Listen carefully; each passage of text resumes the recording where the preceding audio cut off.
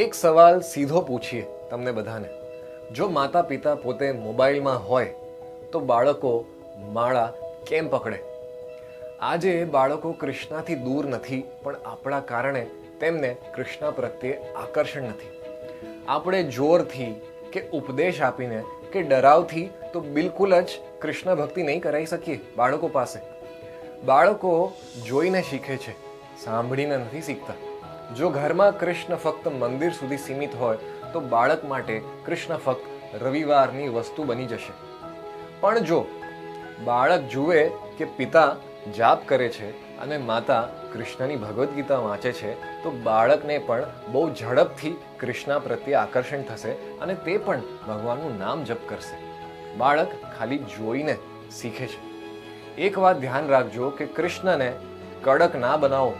કૃષ્ણના નામથી ડરાવશો નહીં, પણ કૃષ્ણને સુંદર બનાવો.